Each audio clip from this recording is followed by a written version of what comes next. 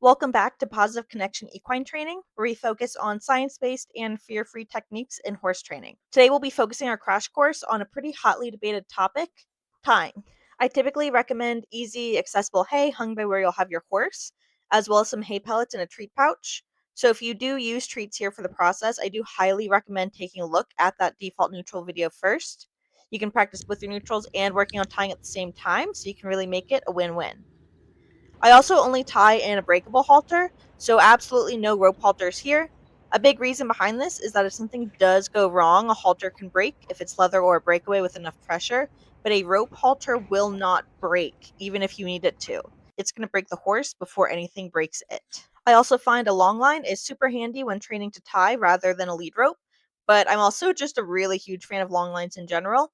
So if you have one, I recommend it, or borrowing one from a friend. Now, our first step to tying, which we'll always revisit, is seeing how our horse feels about their environment. So, are they a little bit nervous? Are they a little spooky? Not quite sure of themselves yet? Then it's probably not the best idea to hard tie unless you want to set them up for failure.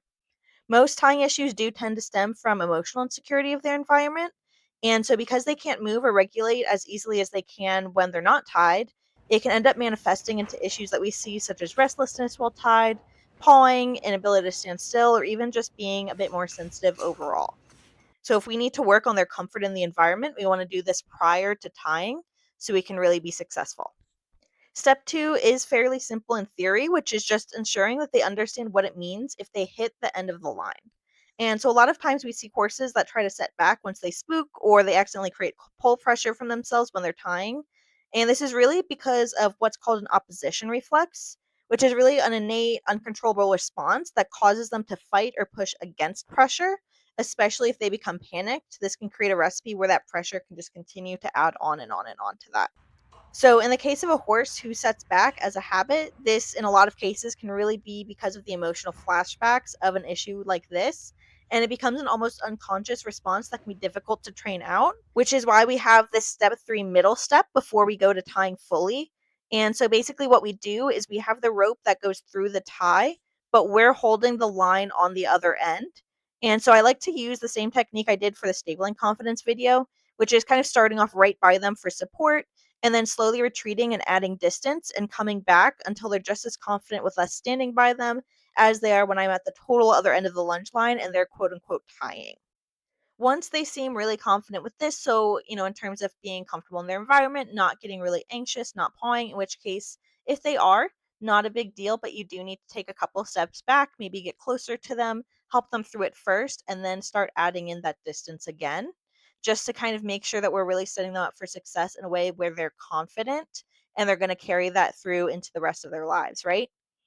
And then once we kind of get past that stage, we can really start to hard tie them.